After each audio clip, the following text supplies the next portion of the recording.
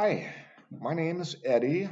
Some of you already know me, but for those who don't, I am a clinical counseling intern. I am becoming a clinical mental health counselor, and as of the taping of this video, it is October. It is Domestic Violence Awareness Month, and in the spirit of this, I thought we would talk a little bit about a phenomenon known as trauma bonding. Now, many of us, we have a person in our lives, or we've known someone in our lives who is in a toxic relationship, and they're in a constant, almost chronic state of crisis. And it seems like for whatever reason, this person is just unable to leave and break free from this relationship.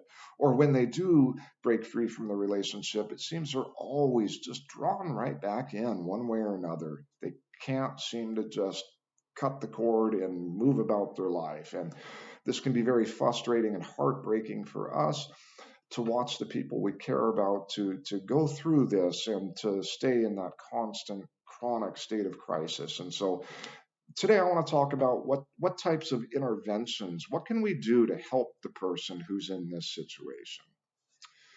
Now, to before we get too much deeper, I do want to quickly just differentiate. Some people in abusive relationships are not able to leave because of safety concerns, and that's a whole other matter. Some people, when they leave, it could very well threaten their lives. There's death threats. There's maybe horrible physical abuse, and they're not safe to leave the relationship. So, what we're talking about today is distinctly different from that. We're talking about the people, they are safe to leave, but for whatever reason, they're just unable to leave.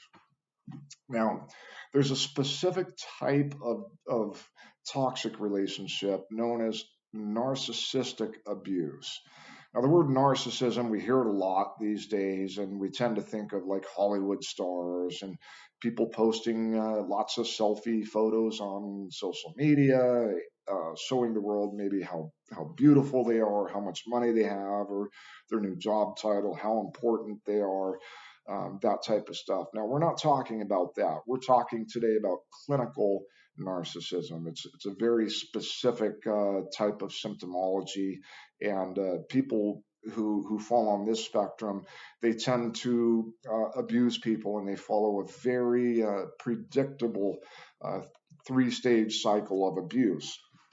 Now, as returning to our person that we were talking about, that we want to intervene on their crisis, how can we do this? It's very important that we learn this three-stage cycle of abuse, and the concept of trauma bonding, because that is what will equip us to perform this crisis intervention for this person. Now, in narcissistic abuse, again, there's three stages to it, and that is idealize, devalue, and discard. So we're going to go through those real quick. Now, during the idealize phase, number one, the narcissistic person will actually mirror the new potential victim. They might meet them at a bar or a social gathering, and uh, from there, they will literally become the person of their dreams. And I often warn people of the phrase, what kind of man are you looking for? As this may be a huge red flag. And the reason why is when somebody asks, what kind of man are you looking for? It's often because they want to try to become that kind of man for them. Now, the idealized phase, it includes lots of what we call love bombing. The abuser may write many heartfelt love letters or send flowers often, daily. They may purchase extravagant gifts or take the new partner on exotic vacation getaways. Now, during this period, the narcissist is actually investing into the future abusive relationship. Later, if the abused person leaves or threatens to leave, the narcissist often shakes their head and will use the phrase, what? After all I've done for you? And the reason why is because to the narcissist, to the abuser, this relationship was nothing more than a big series of transactions. Now, toxic narcissistic relationships, they tend to move very, very quickly. Again, the narcissist feels justifiably invested, and they expect love in return for this investment. Now, it's not uncommon in these abusive relationships to see people begin moving in and living together very, very quickly, often after just a few weeks or even a few days after they begin to date. And I've even heard stories of people they met at a social gathering or at a bar, and they realize, oh my goodness, this is my soulmate, and they go home together that night, and from there on, they're living together. Now, it's also not uncommon to see these relationships advance into marriage very, very quickly. And that's because, of course, once somebody is married and they live together, it's very, very hard to get away. It's a big deal. You can't just walk away. It's a big deal to pack up all your stuff and leave. There could be legal stuff involved. So the hook is pretty well set, and that is when stage two happens, known as the devalue stage. Now, during this stage, as we said, the hook was already set. The new victim is now fully vested into their new toxic relationship. Up until this point, it's been a very perfect and almost dream relationship. They were convinced they met the person of their dreams, right?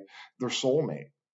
Now, this part is very important because it does come into play again down the road in the form of trauma bonding. Now that the victim is vested, and they likely live privately with the abuser, the mask will begin to slip off. The narcissist is very sensitive to criticism of any type, and we see this listed right in the book called The Diagnostic and Statistical Manual of Mental Disorders, published by the American Psychiatric Association.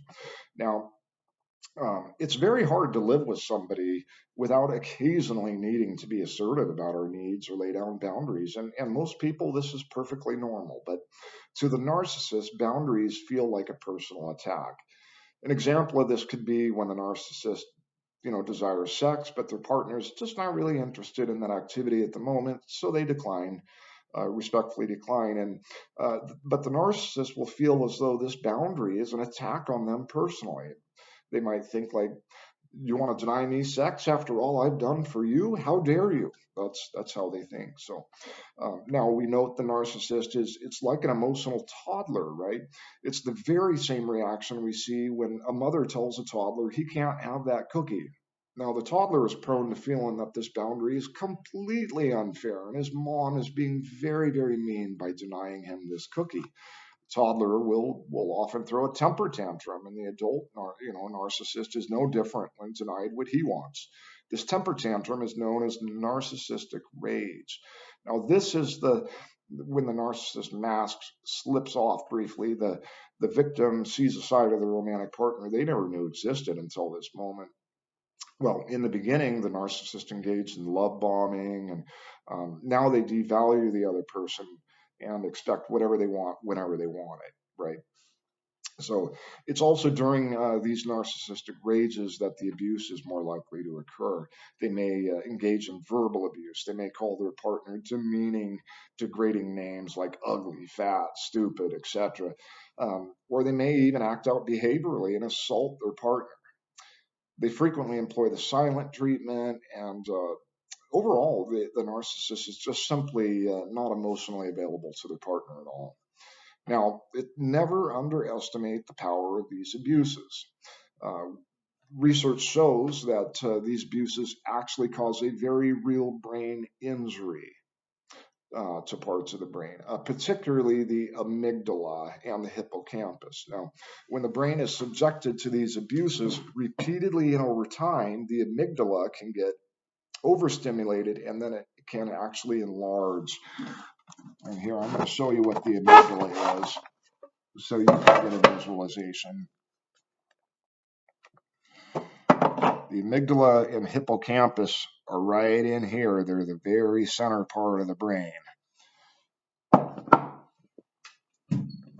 Now, once the amygdala is enlarged, it puts the body in a constant state of hypervigilance. And it does this because an enlarged amygdala is now more sensitive to the potential dangers in life. So a person almost certainly qualifies for a diagnosis of like post-traumatic stress disorder, or as I prefer, post-traumatic stress injury, as again, this is a very real injury to the brain, this enlarged amygdala.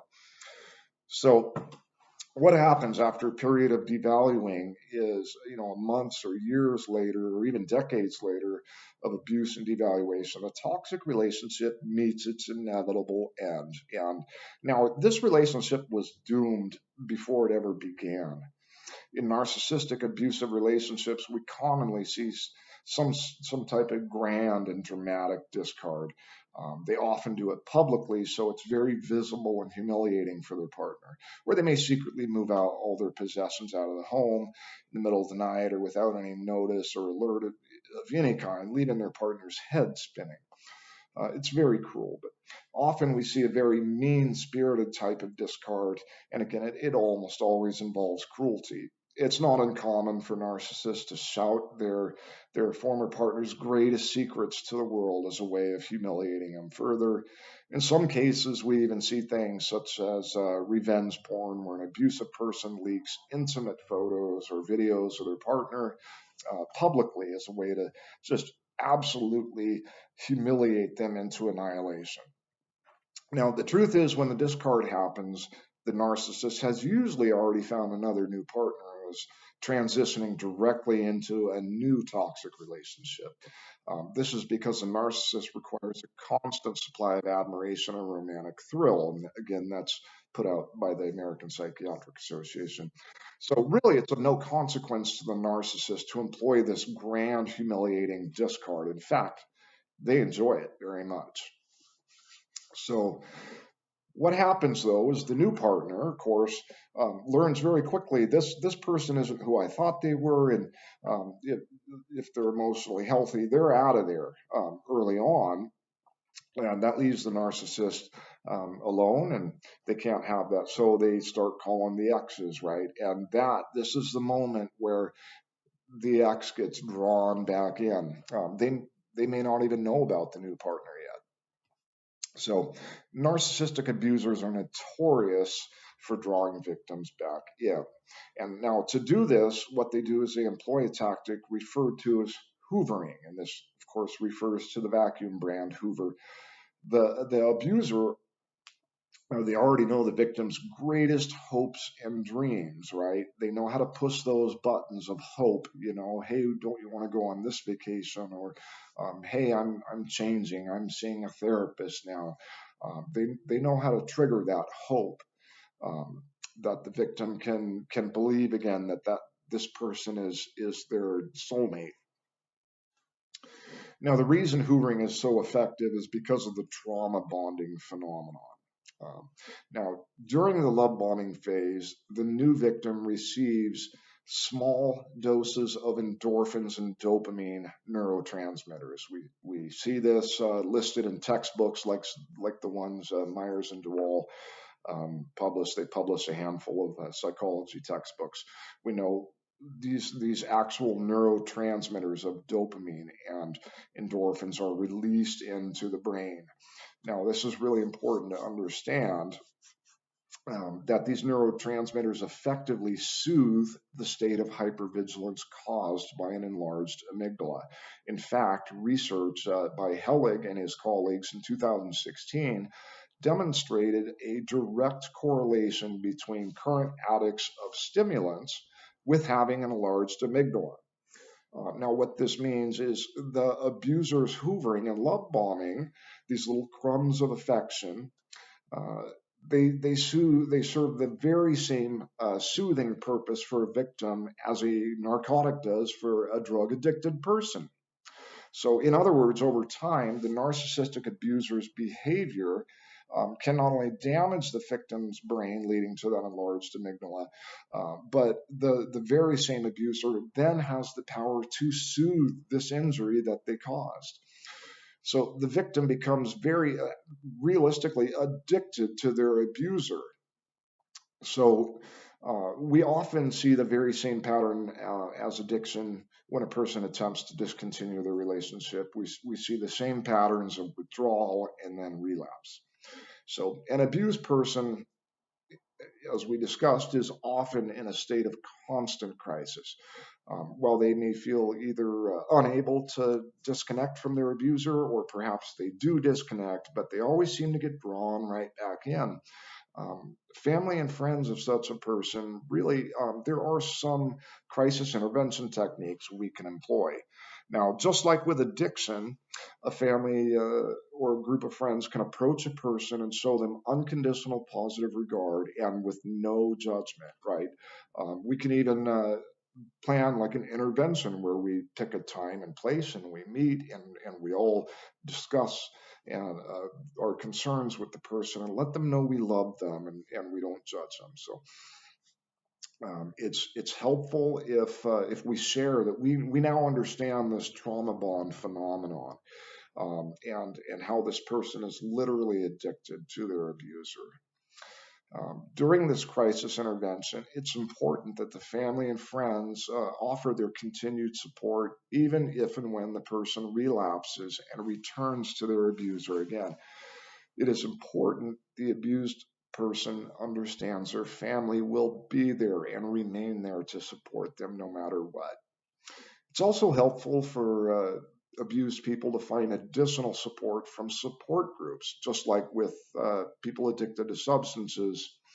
Um, there are support groups out there often where people who have healed want to give back and support people who are in that moment trying to break free and learn to stay free. Now, like with drug addiction, a no contact approach is absolutely key.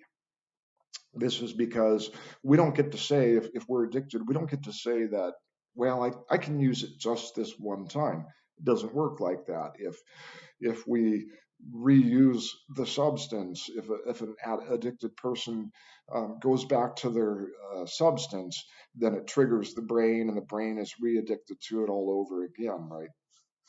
So no contact is absolutely critical. And what does no contact mean? No contact means literally no contact. It means that we block the abuser from all sources of communication. But it means that we don't reach out to them. I've known some people who have checked in on their abuser through social media to see what they're up to in life, and it's been very triggering for them and has thrown them even into suicidal states. So it's absolutely critical no contact, just like with drugs.